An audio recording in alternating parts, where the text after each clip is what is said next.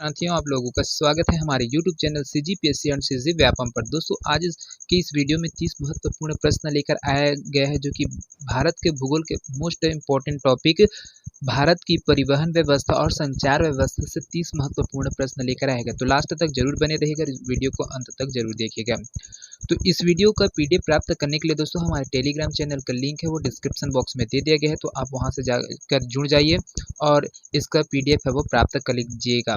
और जितने भी नए दोस्त हमारे इस वीडियो को पहली बार देख रहे होंगे, वो हमारे चैनल को जरूर सब्सक्राइब करिएगा, साथ में बेल आइकन को भी प्रेस करिएगा, ताकि आप लोगों को नोटिफिकेशन के माध्यम से है वो वीडियो मिलता रहे। तो चलिए दोस्तों, बिना किसी देरी के पहला प्रश्न की ओर है वो बढ़ते हैं।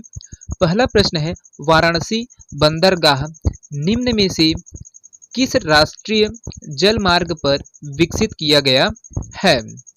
यहाँ पर यह है इलाहाबाद, प्रयागराज से हल्दिया, शादिया से धुबरी पट्टी, कोल्लम से कोट्टापुरम और तलचेर से धमरा। तो यहाँ पर जो वाराणसी बंदरगाह है दोस्तों, वो किस राष्ट्रीय जल मार्ग पर विकसित किया गया है? तो ये हो जाएगा दोस्तों, आपका करेक्ट आंसर हो जाएगा ऑप्शन ए, बिल्कुल सही हो जाएगा। इलाहाबाद प्रयागराज से हल्दिया तक है, यहाँ पर वाराणसी बंदरगाह है वो राष्ट्रीय जल मार्ग पर है वो विकसित है वो किया गया है। चलिए अगला प्रश्न की ओर है बढ़ते हैं। दूसरा प्रश्न है दोस्तों, यहाँ पर देखिए, निम्नलिखित में से कौन सा राष्ट्रीय जल मार्ग नंबर 1 है? गोदावरी कृष्णा बेसिन जल मार्ग, महानदी ब्राह्मणी नदी जल मार्ग, ब्रह्मपुत्र नदी जल मार्ग, गंगा भागीरथी हुगली नदी जल मार्ग, और इनमें से कोई नहीं। तो यहाँ पर जो राष्ट्रीय जल मार्ग है दोस्तों, उसमें जो पहले नंबर पर कौन सा जल मार्ग है आता है? तो ये हो जाएगा दोस्तों, आपको ऑप्शन ए है वो ऑप्शन डी है वो बिल्कुल सही हो जाएगा। गंगा भागीरथी हुगली नदी जल मार्ग, यह दोस्तों आपका क्या है, राष्ट्रीय जल मार्ग नंबर 1 पर है वो आता है। ये इलाहाबाद है ना, ये इलाहाबाद बोल देते, यहाँ पर गंगा भागीरथी हुगली जल मार्ग है वो स्थित है।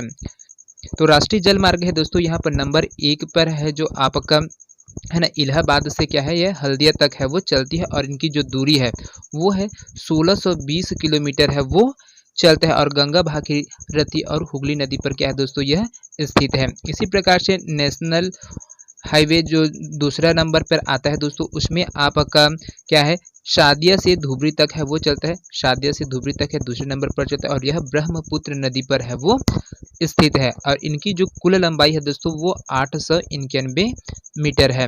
इसी प्रकार से तीसरे नंबर पर बात किया जाए दोस्तों, तो वो कोट्टापुरम से कोल्लम तक है वो चलती है, और पश्चिमी तट नहर और केरल तटीय जो नहर है उसमें है वो ये नदी में है वो बहती है, यहाँ से इसका जो मार्ग है वो है, और इनकी जो लंबाई है वो 250 किलोमीटर है। तो इसको ध्यान में रखिएगा, बहुत ही महत्वपूर्ण प्रश्न है। चलिए अगला प्रश्न की ओर है दोस्तों बढ़ते हैं। अगला प्रश्न है यहाँ पर में, भारत में कितने जल मार्ग राष्ट्रीय जल मार्ग के रूप में अधिसूचित किए जा चुके हैं? यहाँ पर बहुत ही इंपॉर्टेंट प्रश्न है दोस्तों, 3, 4, 6 या फिर 10। तो कितने जल मार्ग है दोस्तों जिसको क्या है अपन राष्ट्रीय जल मार्ग के रूप में अधिसूचित किया जा चुका है? तो इसका जो करेक्ट आंसर होगा दोस्तों, वो आपका ऑप्शन सी है वो बिल्कुल सही हो जाएगा। 6 है दोस्तों राष्ट्रीय जल मार्ग में है जो अधिसूचित किया गया, उनको चिन्हांकित है वो किया गया, जिसमें से पहला है आपका नेशनल हाईवे 1 में गंगा भागीरथी जो हुगली नदी पर है स्थित है, इलाहाबाद से हल्दिया तक। दूसरा है आपका ब्रह्मपुत्र नदी पर, दूसरा है ब्रह्मपुत्र नदी पर जो शादिया से धुबरी तक चलते हैं। तीसरे नंबर पर आता है आपका कोट्टापुरम से कोल्लम, ये विस्तार है इनका, और यह जो नदी है उसमें पश्चिमी तट नहर से केरल तटीय नहर तक है इनका विस्तार है वो है, इसी में चल रहा है उस नदी के माध्यम से। चौथे नंबर पर दोस्तों आपका जो आता है कृष्णा गोदावरी नदी पर, कृष्णा गोदावरी नदी पर है, और काकीनाडा से पुदुचेरी तक है इसका विस्तार है। 5वें नंबर पे है आपका ब्राह्मणी नदी पर, और ये तलचर से धमरा तक है ये फैला है, 623 किलोमीटर में है वो पूरा फैला है। और 6ठा नंबर पर आता है दोस्तों आपका जो बराक नदी है ना, ये बराक नदी है वो आपका यहाँ पर है जो नेशनल राष्ट्रीय जल मार्ग है उसको 6ठा नंबर में, और लखीपुर से भांगा तक है यह इसका विस्तार है, और यह इनके जो कुल किलोमीटर में है लंबाई है वो 121 किलोमीटर है। तो चलिए दोस्तों अगला प्रश्न की है वो बढ़ते हैं। अगला प्रश्न है, भारत का सबसे लंबा राष्ट्रीय जल मार्ग कौन सा है? राष्ट्रीय जल मार्ग 1, राष्ट्रीय जल मार्ग 2, राष्ट्रीय जल मार्ग 3, राष्ट्रीय जल मार्ग 4। तो यहाँ पर देखिए दोस्तों, आपका इसका जो करेक्ट आंसर हो जाएगा वो हो जाएगा आपका ऑप्शन ए है, वो बिल्कुल सही हो जाएगा दोस्तों। राष्ट्रीय जल मार्ग 1 है दोस्तों, जो क्या है, जो जितने भारत के जो 6 राष्ट्रीय जल मार्ग है उनमें से आपका पहला वाला है क्या है, सबसे लंबा है। इनकी जो कुल लंबाई है वो 1620 किलोमीटर है दोस्तों, और यह आपके इलाहाबाद से हल्दिया तक इनका विस्तार है। साथ में यह गंगा नदी, भागीरथी नदी और हुगली नदी, तीनों के जो नदियां हैं उनके बीच में है यह राष्ट्रीय राजमार्ग है वो चलता है। तो चलिए अगला प्रश्न की ओर है वो बढ़ते हैं। अगला प्रश्न है दोस्तों यहाँ पर, सूची 1 जो राष्ट्रीय जल मार्ग है और सूची 2 कहाँ से कहाँ तक है उनको हमें बताना है। तो राष्ट्रीय जल मार्ग 1 है ना, तो राष्ट्रीय जल मार्ग 1 है दोस्तों, उनको मिलान करना है और हम इनको कहाँ से कहाँ तक फैला है उनको बताना है। तो देखिए पहला है राष्ट्रीय जल मार्ग 1 है, तो यहाँ पर है दोस्तों यह इलाहाबाद से हल्दिया तक है वो क्या है, यह विस्तार है इनका। राष्ट्रीय जल मार्ग दूसरा है ना, राष्ट्रीय जल मार्ग दूसरा है वो सादिया से धुबरी तक है वो फैला हुआ है ना, और ब्रह्मपुत्र नदी पर है दोस्तों। राष्ट्रीय जल मार्ग तीसरा है दोस्तों, राष्ट्रीय जल मार्ग तीसरा है वो आपका आ जाएगा कोल्लम से कोट्टापुरम तक है वो आ जाता है, और साथ में यह पश्चिमी तट नहर और केरल तटीय नहर के साथ है क्या है, ये नदी में है वो बनाती है मार्ग। और ये आपका राष्ट्रीय जल मार्ग 4 है दोस्तों, वो काकीनाडा से मरकक्का नम तक है वो विस्तार है इनका, है ना, और साथ में यह कृष्णा गोदावरी नदी पर है वो चलता है। तो दोस्तों ये आपको समझ आ गया होगा। चलिए अगला प्रश्न की ओर है वो बढ़ते हैं। अगला प्रश्न है यहाँ पर, निम्नांकित में से कौन राष्ट्रीय जलमार्ग कोट्टापुरम तथा कोल्लम से जोड़ता है? गंगा भागीरथी, हुगली जलमार्ग, ब्रह्मपुत्र नदी जलमार्ग, केरल तटीय नहर जलमार्ग, गोदावरी कृष्णा बेसिन जलमार्ग, इनमें से कोई नहीं। तो कौन सा है दोस्तों जो कोट्टापुरम तथा कोल्लम से जोड़ता है? तो यहाँ पर इसका जो करेक्ट आंसर हो जाएगा दोस्तों वो हो जाएगा आपको ऑप्शन सी है, बिल्कुल सही हो जाएगा।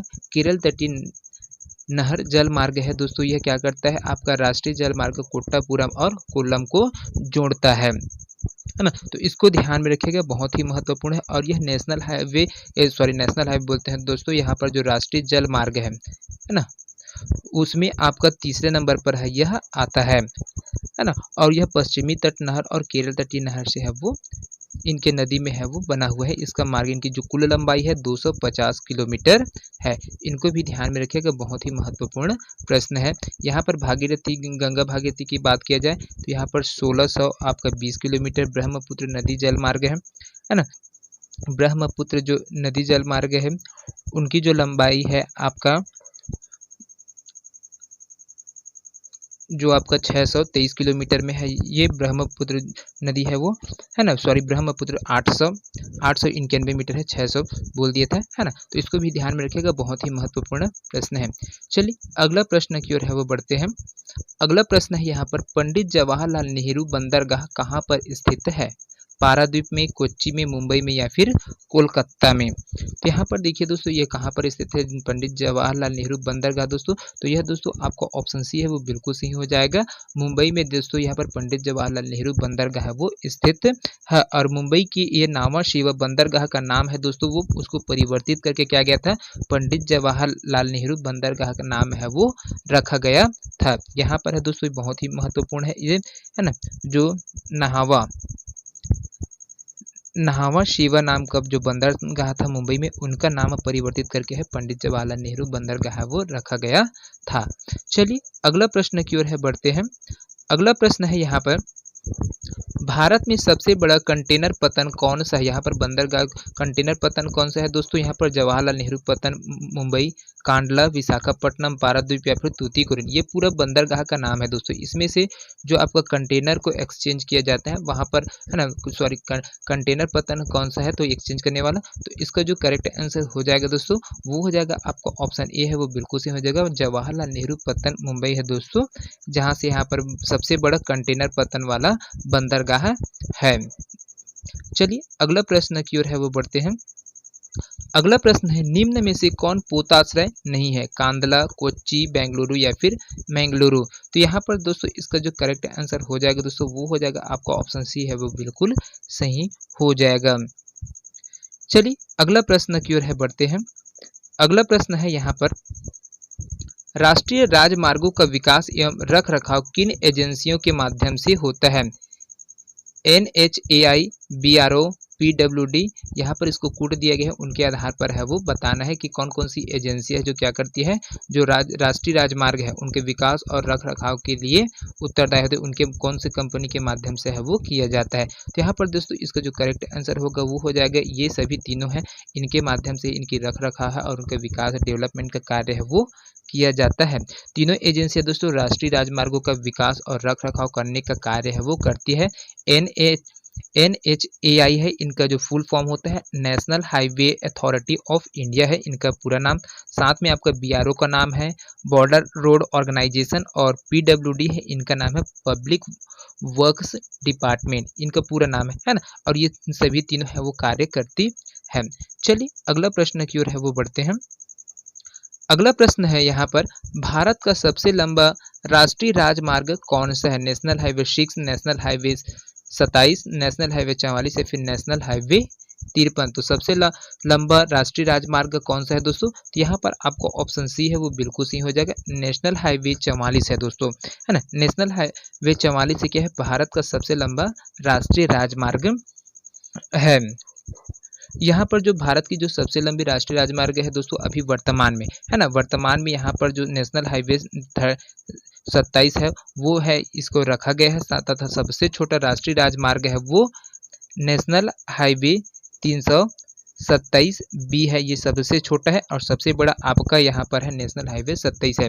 जिस टाइम दोस्तों इस क्वेश्चन को पूछा गया था उस टाइम है यह क्या था, नेशनल हाईवे 44 है वो जिसको भारत का सबसे लंबा राष्ट्रीय राजमार्ग है वो माना गया था। लेकिन वर्तमान की बात किया जाए 2023 की स्थिति, 2023-24 की स्थिति में बात किया जाए दोस्तों, यहाँ पर 2024 की स्थिति में बात किया तो यहाँ पर नेशनल हाईवे 27 है वो भारत का सबसे लंबा राजमार्ग है।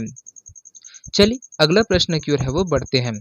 अगला प्रश्न है दोस्तों यहाँ पर, किस राज्य में अलेप्पी समुद्र पतन स्थित है? तमिलनाडु में, कर्नाटका में, केरल में या फिर आंध्र प्रदेश में? तो यहाँ पर इसका जो करेक्ट आंसर है दोस्तों वो क्या हो जाएगा, तो यहाँ पर आपका ऑप्शन सी है वो बिल्कुल सही हो जाएगा। तो अलेप्पी समुद्र पतन है दोस्तों वो आपका केरल राज्य में स्थित है। चलिए अगला प्रश्न की ओर है बढ़ते हैं, बहुत ही महत्वपूर्ण प्रश्न है ये। विश्व का सबसे लंबा रेलवे प्लेटफॉर्म कहाँ स्थित है? कोल्लम रेलवे स्टेशन पर, सोनपुर रेलवे स्टेशन पर, पूर्व पर्थ रेलवे स्टेशन पर, या फिर खड़गपुर रेलवे स्टेशन पर, या फिर गोरखपुर रेलवे स्टेशन पर? तो यहाँ पर विश्व का जो सबसे लंबा रेलवे प्लेटफॉर्म है दोस्तों वो आपका गोरखपुर रेलवे स्टेशन पर है दोस्तों स्थित है ना। यहाँ पर जो इनकी जो लंबाई है दोस्तों टोटल 1.2 किलोमीटर इनकी जो प्लेटफॉर्म की लंबाई है वो 1.2 किलोमीटर इनकी लंबाई है। चलिए अगला प्रश्न की ओर है वो बढ़ते हैं। अगला प्रश्न है, भारत का सबसे लंबा रेलवे प्लेटफॉर्म कहाँ है?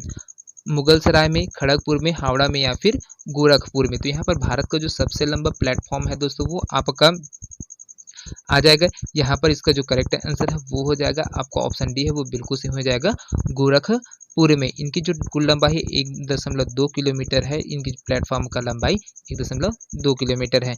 चलिए अगला प्रश्न की ओर है वो बढ़ते हैं। अगला प्रश्न है यहाँ पर, कोंकण रेलवे जोड़ता है मुंबई से मनमाड़ को, रोह से मंगलुरु को, मंगलुरु से कोच्चि को या फिर मुंबई से पुणे को? तो यहाँ पर इसका जो करेक्ट आंसर है दोस्तों वो हो जाएगा आपका ऑप्शन बी है वो बिल्कुल सही हो जाएगा, रोह से मंगलुरु को जो कोंकण रेलवे मार्ग है वो जोड़ता है। चलिए अगला प्रश्न की ओर है वो बढ़ते हैं। अगला प्रश्न है यहाँ पर, कोंकण रेलवे की कुल लंबाई कितनी है? 650 किलोमीटर, 760 किलोमीटर, 160 किलोमीटर या फिर 860 किलोमीटर? तो यहाँ पर जो कोंकण रेलवे की कुल लंबाई है दोस्तों वो है आपका 760 किलोमीटर इनकी लंबाई है ना। इसको ध्यान में रखिएगा, और यह रोह से मंगलुरु को क्या करता है वो जोड़ता है, तो इसको भी ध्यान में रखिएगा, बहुत ही महत्वपूर्ण प्रश्न है। चलिए अगला प्रश्न की ओर है बढ़ते हैं। अगला प्रश्न है यहाँ पर, कोंकण रेल मार्ग किन किन राज्यों से होकर गुजरती है?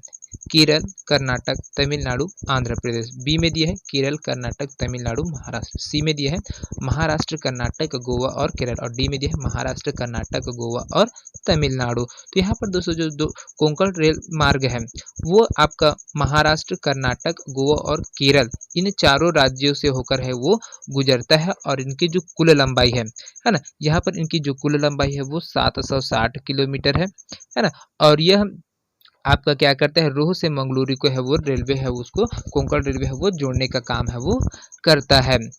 साथ में आपका जो इनका जो मुख्यालय है ना, इनका मुख्यालय क्या है, नई मुंबई, और इसकी जो कुल लंबाई है वो 730 किलोमीटर है। नया मुंबई है, वहाँ पर इनका मुख्यालय है वो रखा गया है। चलिए अगला प्रश्न की ओर है वो बढ़ते हैं। अगला प्रश्न है यहाँ पर, दक्षिण पश्चिम रेलवे का मुख्यालय स्थित है बंगलौर में, हुबली में, चेन्नई में या फिर जयपुर में। तो यहाँ पर दक्षिण पश्चिम रेलवे का जो मुख्यालय है दोस्तों वो आपका हुबली में है, क्या है, इस अवस्थित है। चलिए अगला प्रश्न की ओर है वो बढ़ते हैं।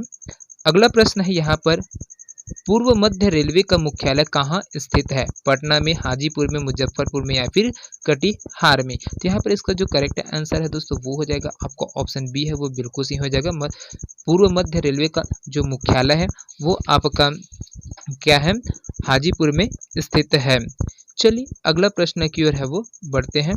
अगला प्रश्न है, अब तक काम में आने वाला विश्व का सबसे पुराना भाप इंजन कौन सा है, फेरी क्वीन, ओरिएंट एक्सप्रेस, अंतिम सितारा या फिर रॉयल ओरिएंट, है ना। तो यहाँ पर इसका जो करेक्ट आंसर है दोस्तों वो हो जाएगा आपका ऑप्शन बी है वो बिल्कुल सही हो जाएगा। पुराना भाप इंजन है दोस्तों आपका ओरिएंट एक्सप्रेस है ना। तो इसको ध्यान में रखिएगा, बहुत ही महत्वपूर्ण प्रश्न था। चलिए अगला प्रश्न है, अगला प्रश्न की ओर बढ़ते हैं। भारत में सड़कों का घनत्व किस राज्य में सर्वाधिक है। यहाँ पर जो सड़क है दोस्तों उनकी जो घनत्व है, डेंसिटी है, वो कहाँ पर सर्वाधिक है, मध्य प्रदेश में, केरल में, उत्तर प्रदेश में, महाराष्ट्र या फिर छत्तीसगढ़ में। तो यहाँ पर दोस्तों देखिए जो आपका सड़कों का जो घनत्व है किस राज्य में है सर्वाधिक है बोला गया है। तो यहाँ पर इसका जो करेक्ट आंसर हो जाएगा वो हो जाएगा आपका केरल राज्य में। जो सड़कों में सर्वाधिक घनत्व वाला राज्य है दोस्तों वो केरल है। साथ में राष्ट्रीय राजमार्गों की जो सर्वाधिक लंबाई है वो आपका महाराष्ट्र में है, सर्वाधिक लंबाई महाराष्ट्र में, इसको ध्यान में रखिएगा। साथ में प्रति हजार जनसंख्या में जो सड़कों की सर्वाधिक लंबाई है वो अरुणाचल प्रदेश में है ना, अरुणाचल प्रदेश में है। यहाँ पर क्या जी, प्रति हजार जनसंख्या में सड़कों की सर्वाधिक लंबाई। इसी प्रकार से बात करते हैं प्रति हजार जनसंख्या में सड़कों की कम लंबाई कहाँ पर है, आपका बिहार राज्य में स्थित है। तो इसको ध्यान में रखिएगा, बहुत ही महत्वपूर्ण प्रश्न है। चलिए अगला प्रश्न की ओर है वो बढ़ते हैं। अगला प्रश्न है, मंगलोर बंदरगाह से किस खनन क्षेत्र का लौह अयस्क निर्यात होता है, बैलाडीला, कुद्रेमुख, बेल्लारी या फिर चंद्रपुर से। तो यहाँ पर देखिए दोस्तों इसका जो करेक्ट आंसर है वो हो जाएगा आपका ऑप्शन बी है वो बिल्कुल सही हो जाएगा। यहाँ पर जो बंगलोर बंदरगाह है वहाँ से कुद्रेमुख क्षेत्र का जो लौह अयस्क है, वो लौह अयस्क है ना, वो ईरान को है दोस्तों निर्यात है वो किया जाता है। और इसी प्रकार से बैलाडीला है दोस्तों वो विशाखापट्टनम जो मार्ग है उनसे जापान को है वो निर्यात किया जाता है। चलिए अगला प्रश्न की ओर है वो बढ़ते हैं। अगला प्रश्न है यहाँ पर, पीर पंजाल रेलवे का टनल का निर्माण किस क्षेत्र में किया गया है। यहाँ पर पीर पंजाल रेलवे टनल है दोस्तों उसका निर्माण किस क्षेत्र में किया गया है, कोंकण में, जम्मू कश्मीर में, तमिलनाडु में या फिर छत्तीसगढ़ में। तो यहाँ पर इसका जो करेक्ट आंसर है दोस्तों वो हो जाएगा आपको ऑप्शन बी है बिल्कुल सही हो जाएगा। यहाँ पर पीर पंजाल रेलवे टनल का निर्माण है वो जम्मू कश्मीर में है वो किया गया है। चलिए अगला प्रश्न की ओर है वो बढ़ते हैं। अगला प्रश्न है, भुवनेश्वर किस रेल जोन का मुख्यालय है, पूर्व, दक्षिण पूर्व मध्य या फिर पूर्व तट का। तो यहाँ पर दोस्तों इसका जो करेक्ट आंसर है दोस्तों वो हो जाएगा आपका ऑप्शन डी है वो बिल्कुल सही हो जाएगा। पूर्व तट का मुख्यालय दोस्तों भुवनेश्वर है ना।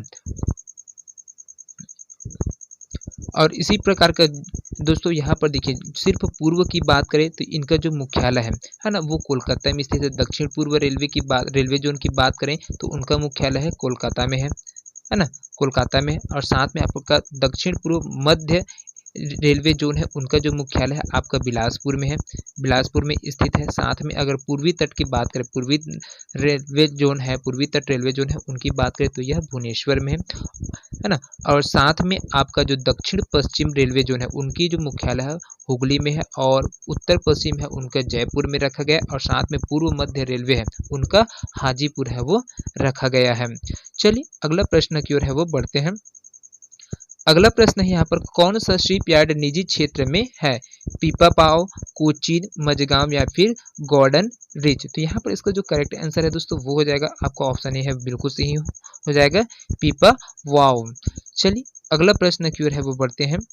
अगला प्रश्न है दोस्तों यहाँ पर, स्वर्णिम चतुर्भुज राष्ट्रीय राजमार्ग की लंबाई कितनी है, 7,142 किलोमीटर, 5,846 किलोमीटर, 4,439 किलोमीटर, 5,566 किलोमीटर या फिर इनमें से कोई नहीं। तो यहाँ पर जो स्वर्णिम चतुर्भुज राष्ट्रीय राजमार्ग की जो लंबाई है दोस्तों, वो है आपका 5,846 किलोमीटर है। तो यहाँ पर इसको स्वर्णिम चतुर्भुज राष्ट्रीय मार्ग है दोस्तों क्यों कहा जाता है, क्योंकि यहाँ पर जो 4 महानगर, एक है दिल्ली, 4 महानगर है दिल्ली, दूसरा में मुंबई है ना, तीसरा कोलकाता और चौथा है चेन्नई।